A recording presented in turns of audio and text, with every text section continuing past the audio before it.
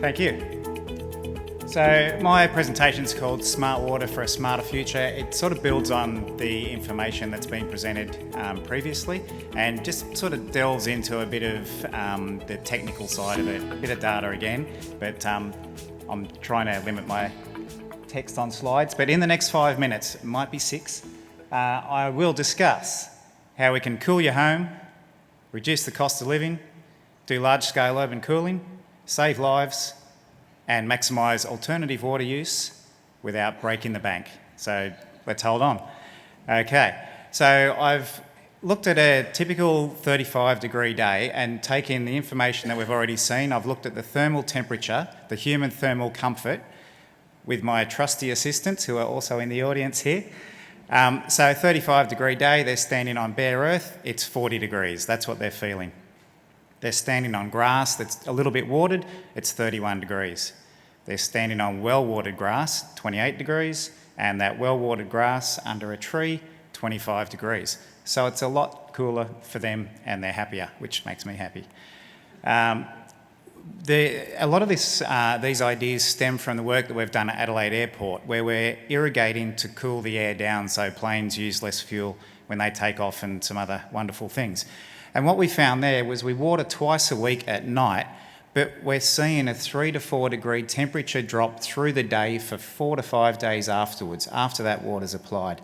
So you need to have that water in the environment to get that ongoing cooling. Cooling at home, we've talked about this, we've heard this before, evaporation and transpiration, really important things. But you have to have water in the soil. Now, I'm from SA Water. I'm not here as a salesperson. I'm here because I believe this stuff. I've tinkered with it, and it's real. And what we're saying is you don't have to use more water. You just be smarter with when and where you use your water. Here's my backyard. We water before a heat wave comes along. We don't water on the day of the heat wave because that's just evaporating and it doesn't get into the soil and it doesn't give you that prolonged cooling. And you don't water too much in this area here because it's too far away from the house. You just keep it barely alive and keep the other areas nice and green. Oh, there we go.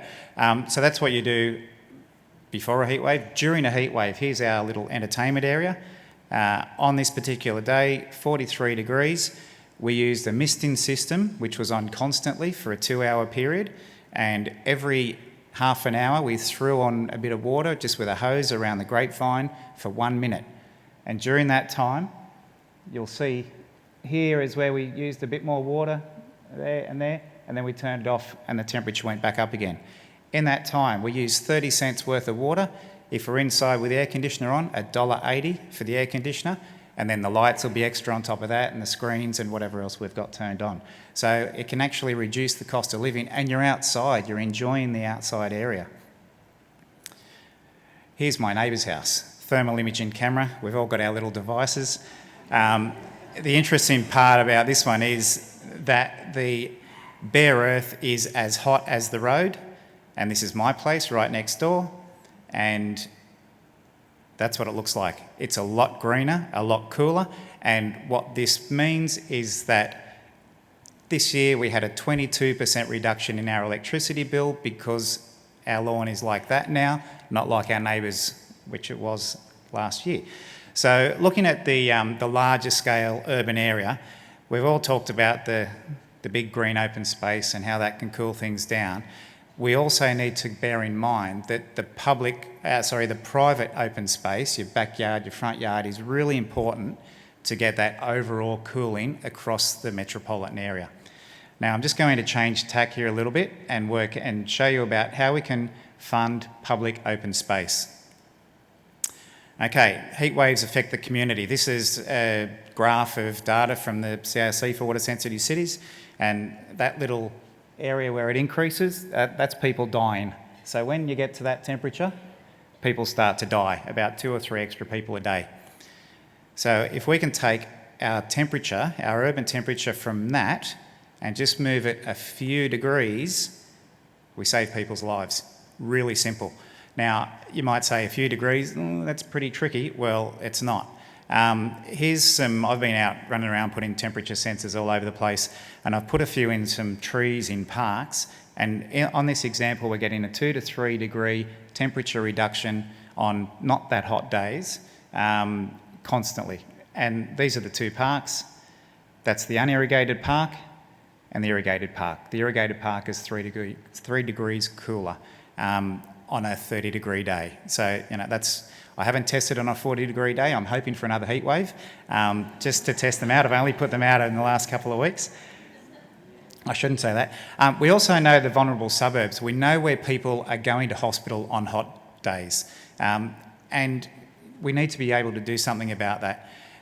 And it's no wonder they're going to hospital. This is a really hot suburb. I mean, you look at all that brown open space and it's as hot as a road or hotter.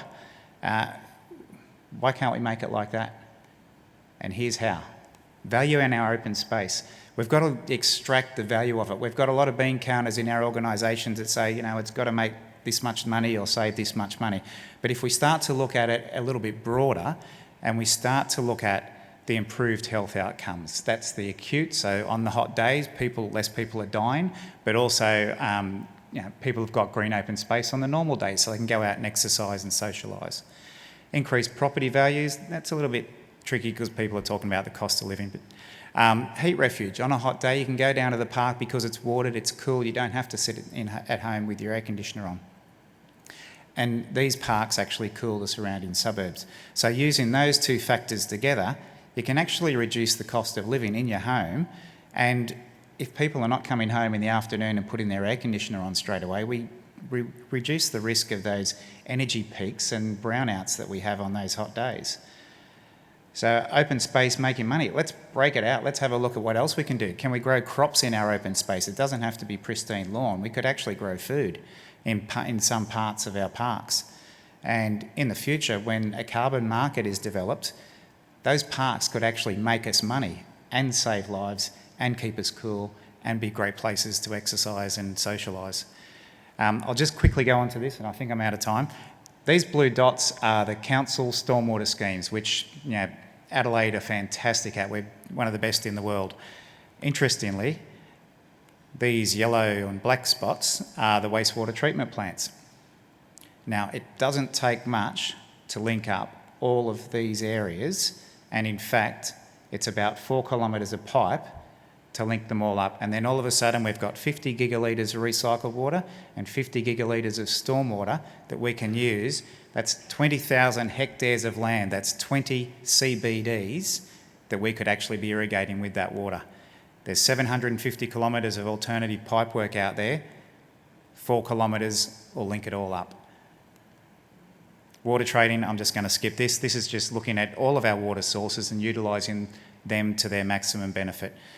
Thinking outside of the box, looking at the ability to water parks that are not on recycled water networks, but having trade-offs with other water qualities. And I'll just skip to the end. Okay, so we can be the hottest city on earth, where people are dying from heat, or if we're smart about it, we can actually be the greenest, coolest Mediterranean climate city in the world. And that's it. Thank you.